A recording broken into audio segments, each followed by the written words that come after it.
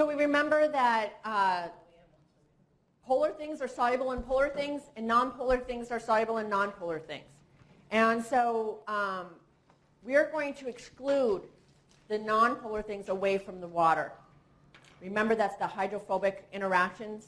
We don't want that very organized water sort of cage around anything that is hydrophobic. So what they're going to do is they're going to come together to minimize that.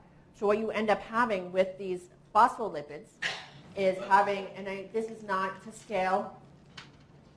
It's like having a person with a big head in a cartoon. This is not to scale. We're just trying to show you that this blue thing is the phosphate, and then these are the two. When you have a phospholipid, you have the two fatty acid chains, and on that third carbon we have that phosphate group.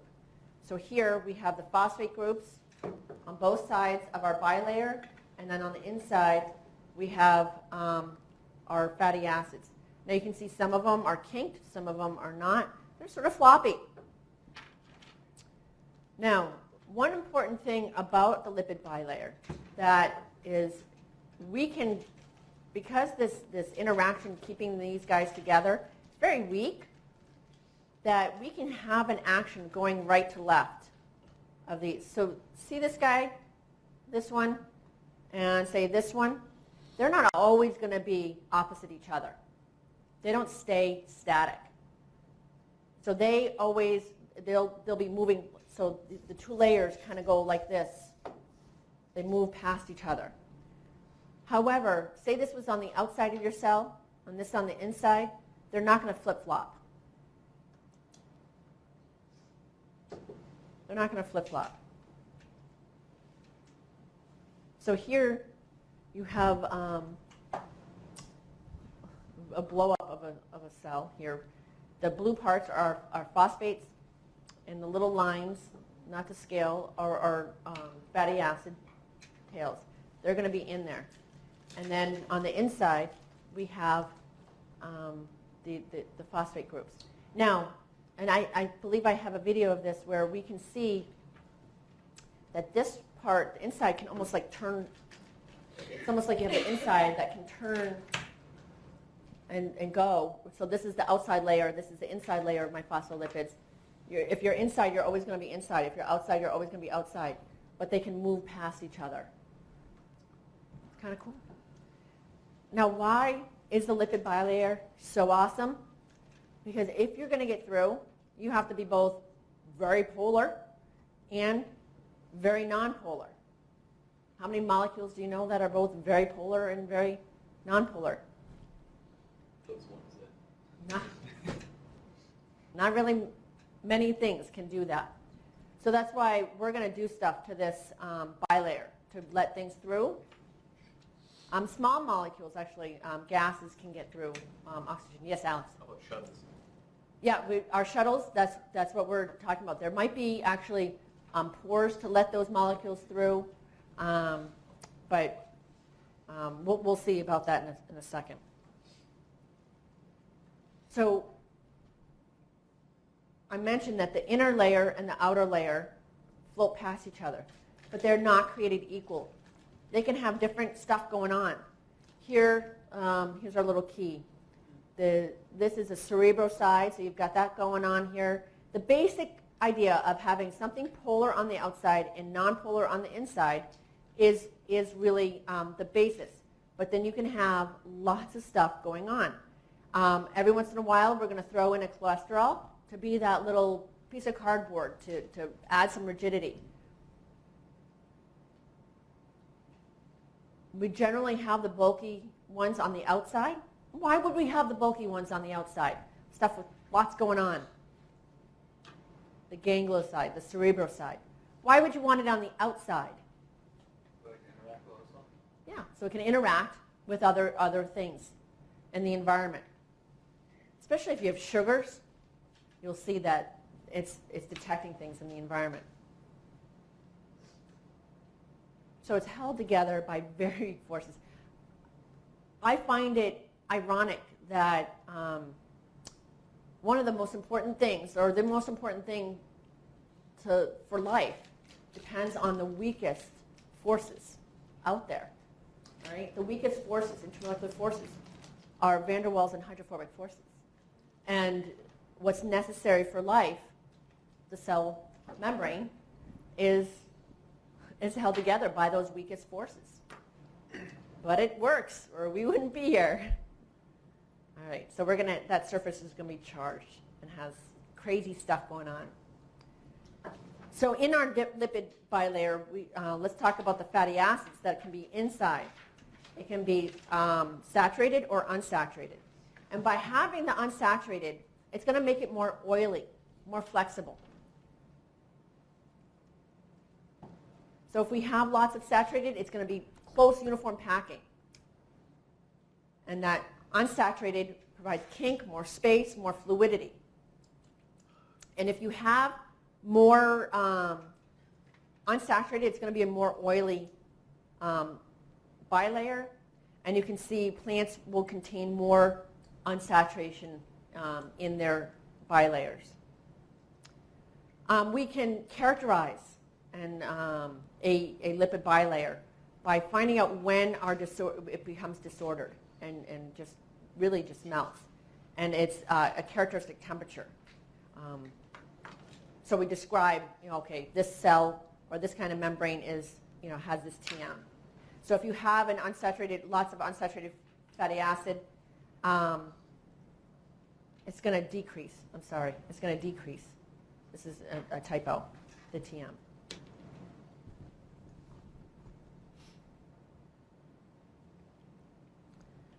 So if we have the cholesterol in there, you'll still get this disorder, but it won't lead to an increase in fluidity because it's a piece of cardboard adding the rigidity. You have a question? I'm just looking. Sorry. Okay. All right. It looked like you were not understanding, like I said something wrong. All right. So if you add in a cholesterol right here, cholesterol isn't going to change. It's not going to melt, right? The ring structure is rigid no matter what temperature it's at. So say we have cholesterol in here, and even though these guys are sort of melting and becoming more fluid, adding in a cholesterol every so often is going to lead to almost a permanent rigidity to your membrane. All right, so in our membranes, we can add proteins. And there's different types of proteins. They can either be peripheral, hard to say, or integral. So integral proteins span the lipid bilayer, and peripheral ones are just adhered to the top. So what can we say about the peripheral protein as compared to the integral? What's on the outside? What kind of amino acids would be on the outside of our peripheral? Remember our 4 classes of amino acids? Nonpolar, polar, acidic, and basic, right? Polar. We put more polar ones. How about our integral? We would have nonpolar. And so really, in our integral proteins, they're nonpolar on the outside so that they can stay here inside the nonpolar part of our membrane. Sometimes we see these integral proteins as sort of inside-out proteins, where the polar part will be in what we call a pore, right, to allow polar things through the membrane. And then the outside will be nonpolar, so that it can interact with the nonpolar part of our membrane.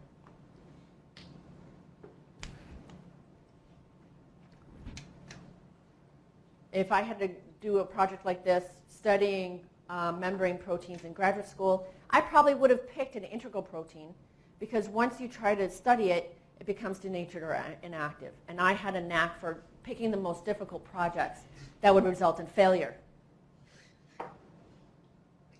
and wasted months and years of my life. Why take the easy road? This is crazy stuff. Look at this. This is an example of a membrane protein that would span it, often alpha helix or beta sheet. that would minimize the polar to nonpolar interaction. So wherever it's polar is going to be away from the membrane, and wherever it's nonpolar, it's going to be close to the membrane. Sometimes you'll see a lipid anchor where we have a cysteine residue that will interact with a fatty acid. Cool. Can you say that again? You can have an anchor that will kind of sort of keep our protein close to a certain fatty acid. And so what you're doing is you're having this chain. The blue is the chain of amino acids. And here's a cysteine amino acid with the sulfur. And that, remember how sulfurs can nucleophilically attack the carbon of a carbonyl?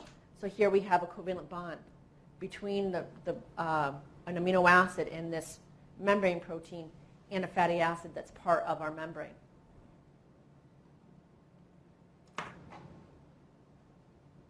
We can have other things going on as well.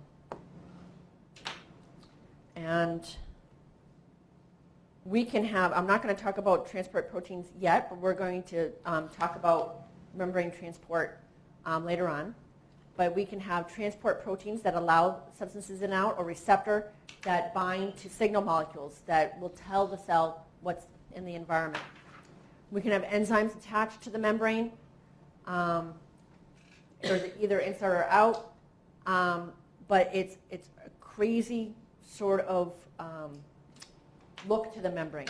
All right, we introduced it as this nice little neat thing of phospholipids, right? But really, what it looks like is this. Not really cartoony, but there's crazy stuff going on. So here we have integral proteins. They look differently. Here's something with a alpha helix. Here's something more of a channel. These green things are going to be sugars. Here we have cholesterol, sort of put different places to add that rigidity. Glycolipids to signal.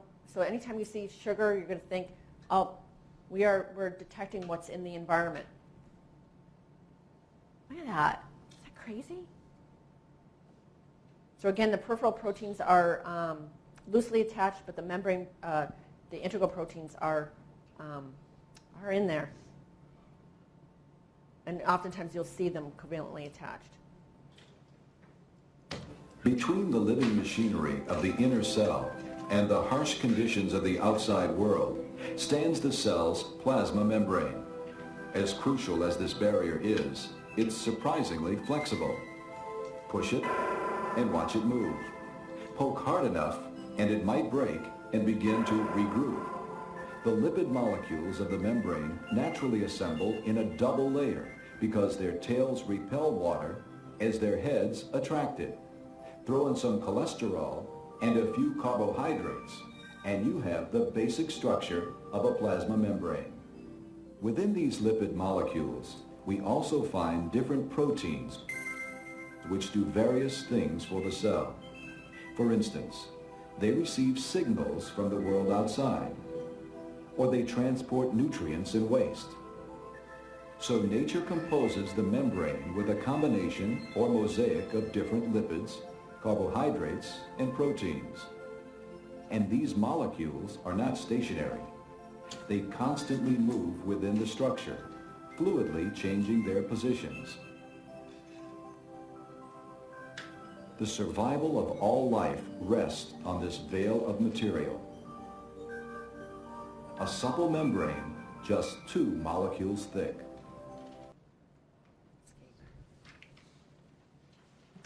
It's crazy that 2 molecules thick is what life depends upon. Now, I want to mention before we leave this is that, so this is our cell membrane, and the difference between eukaryotic and prokaryotic cells is that sometimes the bacterial cells will have this cell wall on the outside that will give it more toughness. Remember the cross-linked cell wall. So when you work with mammalian cells, they're very easy to break apart. But when you work with prokaryotic cells, they're a lot tougher to break apart because they have additions on top of this. Membrane transport. A major function of membranes is to regulate the flow of substances in and out. Remember, our membrane can be called a semi-permeable membrane. It's permeable to some things. What do we say that made it special, that made the membrane special, that almost nothing could get straight through? What about it? It had two parts to it. It had a hydrophobic part, so that was the tails of our phospholipid, and then the hydrophilic end. So what do we know that's both hydrophobic and hydrophilic, to get past those two things? So that's really what's special about our membranes. So small molecules, though, can get through. Oxygen, carbon dioxide, those can get through. So we call our cell membranes semi-permeable barriers. So what we have are channels or proteins that help things get through the membranes. And there's different ways that we can get from one side of the membrane to another. If we're going down the concentration gradient, that means we're going from high concentration to low concentration, going down the hill, then that is passive transport. You don't need energy to go downhill. If you're going from low concentration to high concentration, pushing it uphill, then that's active transport. You need to expend energy. So let's go through each. Passive transport can be either what we call simple diffusion, simple osmosis, or facilitated diffusion. So simple diffusion will be small uncharged molecules that can go directly through. So water, oxygen, nitrogen, carbon dioxide, they can go straight through. So that's simple diffusion. It will go straight through. Facilitated diffusion means that there has to be a pore or channel, something where things can pass. It's still going to go from high concentration to low concentration. So in this case, passive transport, which simple and facilitated are, will go from the side 1 to side 2. High concentration to low concentration. It can either be simple or facilitated. Simple, again, it goes straight through, and there are only small uncharged molecules that can do that, or facilitated, where we have some sort of channel that they can go through.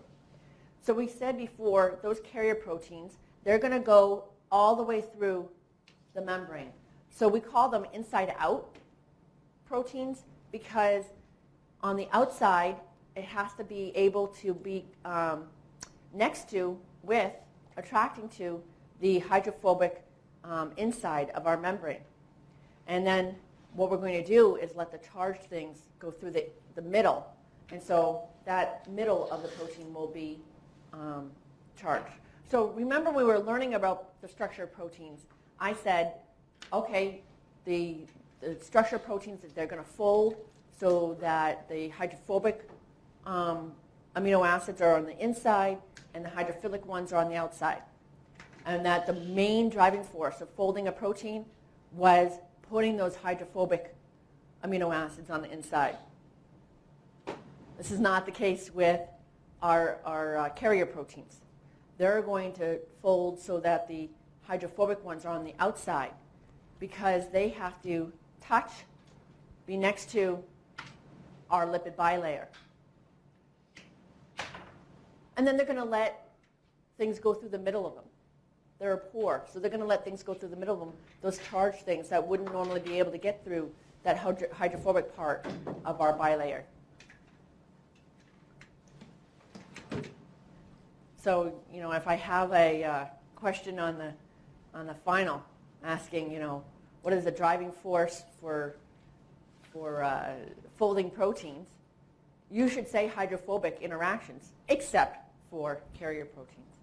I might have to, put a smiley face if you said that. Hydrophobic interactions are the driving force for folding proteins. However, in the case of carrier proteins, this is an exception. So this is glucose permase is an example of facilitated diffusion. What I have here is a picture of a red blood cell, an erythrocyte. We just cut it away. And this blue part here is the glucose permease. And you can see it's a cutaway as well. And it's if we completed it, it would be a pore. And so we're going to go from a high concentration of glucose in the blood to a low glucose concentration in the inside the cell, which is going to be less than 5 millimolar. So you can see that it's still passive transport. Glucose permease is still passive transport because we're going from high concentration to low concentration. But glucose can't get through the cell membrane. There has to be a special channel for it, and that's the glucose permease.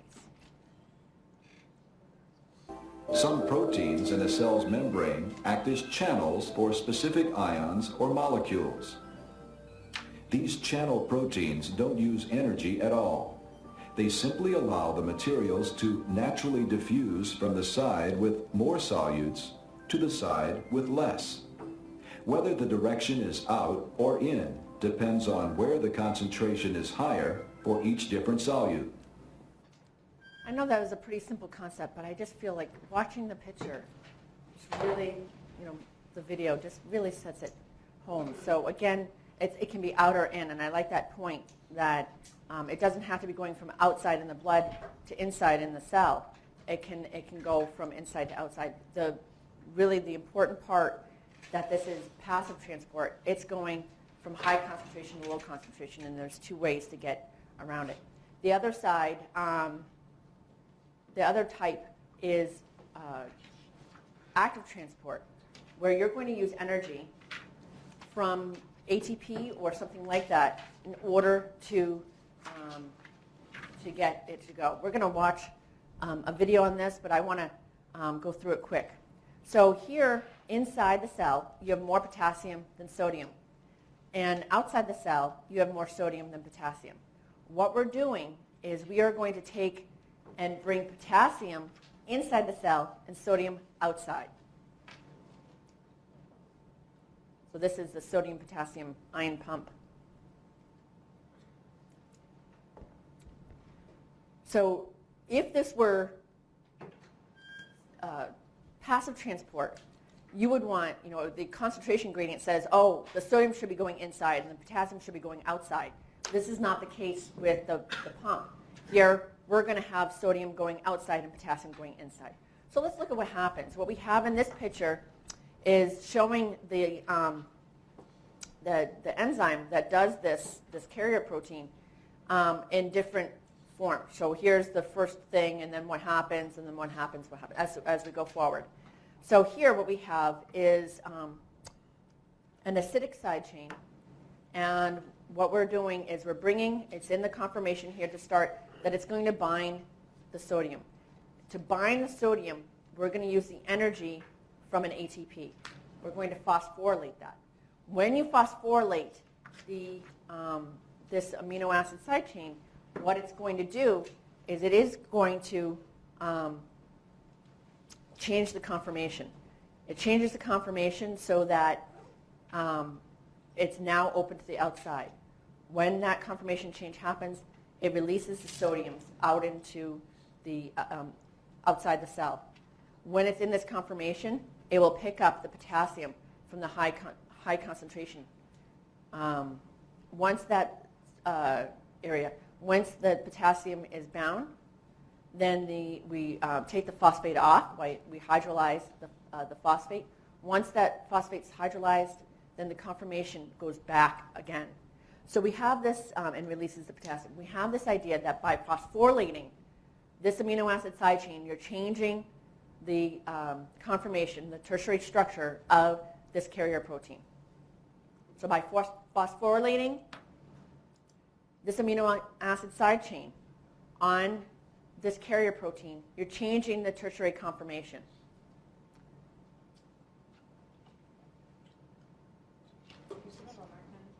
By phosphorylating a side chain on the carrier protein, you're changing its tertiary conformation.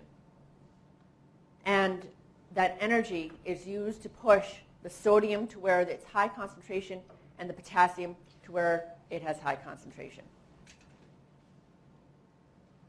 So again, from the sodium and the potassium, they're moving. So again, the phosphorylating changes the conformation to push the sodiums out. And by taking the phosphate off, by hydrolyzing the phosphate, it's pushing the potassiums in. So phosphorylating pushes sodium out, and hydrolyzing the phosphate pushes potassium in. So you sort of have this carrier protein. It can be like this or like this. So inside my arms is where sodium isn't very high concentration. So we're going to start out like this. Okay? And so inside here, there's low sodium, but having it in this conformation brings the sodium in. Phosphorylating it changes it, the conformation. So we're going to then push it out. When I'm out in this concentration, the potassiums come in and bind. There's a lot of potassiums out there. By taking the phosphate out, it pushes it in. So you can think of when it's in this open format conformation, there's lots of sodiums in here, so they're going to go in, right? And then we're going to phosphorylate, and it's going to squish it out. Oh, it's almost like the Go-Gurts. You ever have a Go-Gurt? It's like a tube of yogurt. So like when you're trying to get that last bit, and you just squeeze it into your mouth. So this is what's in my house. So what we're doing is we're squeezing it out, right? So here it's open, the sodiums come in, and then we're going to squeeze it out, right? And then the potassiums come in, and then we're going to take the phosphate out, and then we're going to squeeze it in. So you're pushing it in. You're using the energy from an ATP.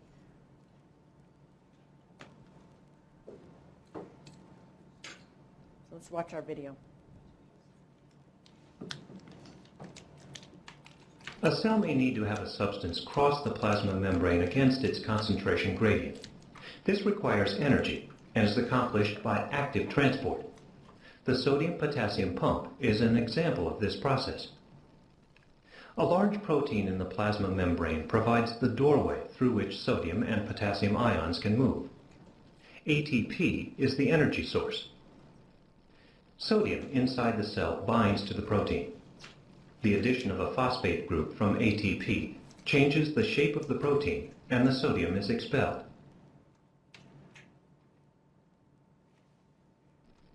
Now potassium binds to the protein. The phosphate is released, and as the protein returns to its former shape, potassium is moved into the cell. Sodium can once again bind to the protein, and the process repeats as long as there is a supply of ATP.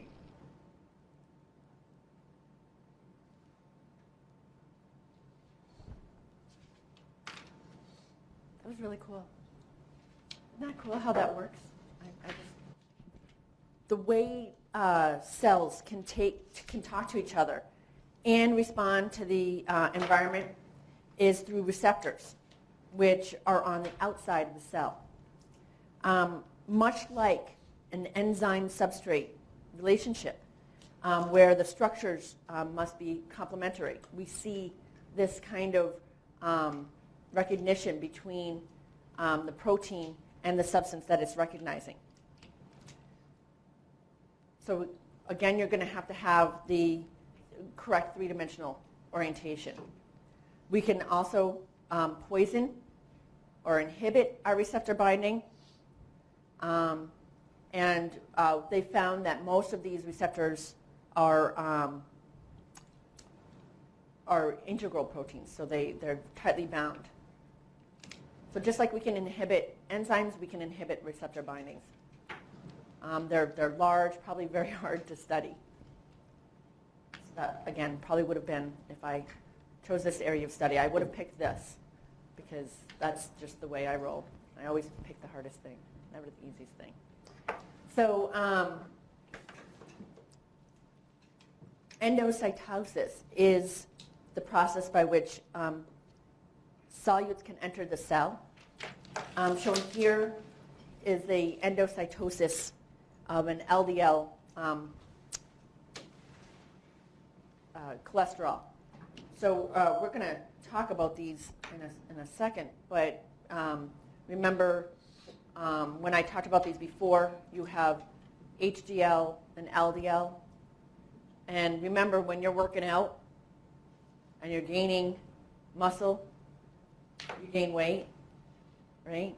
That's what I tell myself. I'm gaining muscle. I'm losing, so muscle weighs more than fat.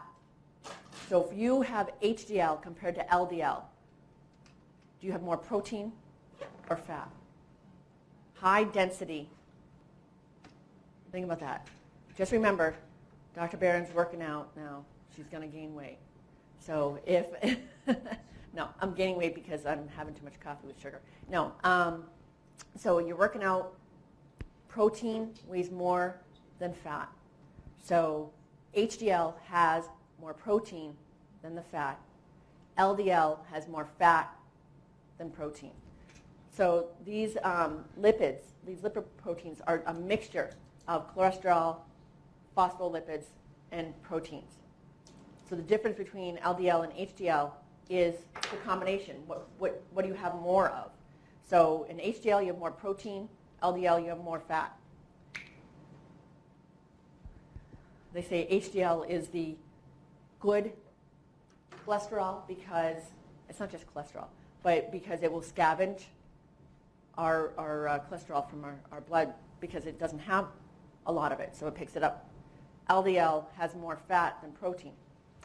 So, but LDL, you still need it because what it's going to do is it's going to provide cholesterol, which is a very important part of your cell. We need cholesterol, all right? Don't go on a no cholesterol diet because then you're not going to make vitamin D by going out in the sun. You're not going to have it for your cell membranes. You need here, the way we're going to bring this LDL into the cell to provide our cell with cholesterol is through endocytosis. So there's a receptor protein that binds our LDL. It comes in here, and once it's bound, it sucks it in. Isn't that cool? I just think that's so cool. So it sucks it in and makes this little, I don't know, what is it called? Pod of cell membrane and LDL. And so through endocytosis, we're bringing it in, and then we provide cholesterol to the cell. Well, if we have a lot of cholesterol already in the cell, we have an oversupply of it, then it's going to inhibit the synthesis of our receptor protein. So then we won't have that receptor on the surface for the LDL in our blood in order to bind to our cells. So if you have enough cholesterol already, then the LDLs are going to stay in your bloodstream, and that's what's going to cause atherosclerosis. Oops. So that's what's going to cause atherosclerosis. So then you get your heart attack and stroke. So the important thing is that you need to have some, but not too much. Don't they say it's more genetics than really what you eat, whether you're going to get a heart attack? Anybody in healthcare? No. Is that what they're saying now? No. Now. In 2 weeks, maybe something different. Well, because of you, I bought 2% milk yesterday. I'm buying whole milk. Oh, or I meant whole milk. Whole milk. I know. It's crazy. Not just because of me. You don't like it? It's like drinking a milkshake. I could never drink that. Oh my God, it's like drinking a milkshake. You ruined my milk forever. You can still drink skim milk. It's just, they say it's not going to buy you anything. So, all right. So again, here's our lipoprotein. It's a mess. Look at it. Inside, you just have clumps of fats, cholesterol, and then it's wrapped in phospholipids so that it's soluble in the aqueous blood. And then you have proteins. Remember I defined an apoprotein. An apoprotein is a protein without this prosthetic group. So this is an apolipoprotein. So if you just have those proteins, those lipoproteins without the phospholipids and the core, then it's just going to be nothing. So, all right. So then we have our HDL and LDL. We already talked about that. We do have other ones, very low density lipoproteins in chylomicrons that you might hear Chylomicrons transport our dietary triglycerides from the intestine to muscle and fat, and very low density lipoproteins transport lipids to tissues. So I guess this is how, when you have this is not carbohydrates, I'm sorry, carbohydrates. It's going to transport lipids to tissues. So here, when you eat a lot of carbohydrates, you're going to make your lipids. So that's unfortunate. When that happens, you can blame your liver for that.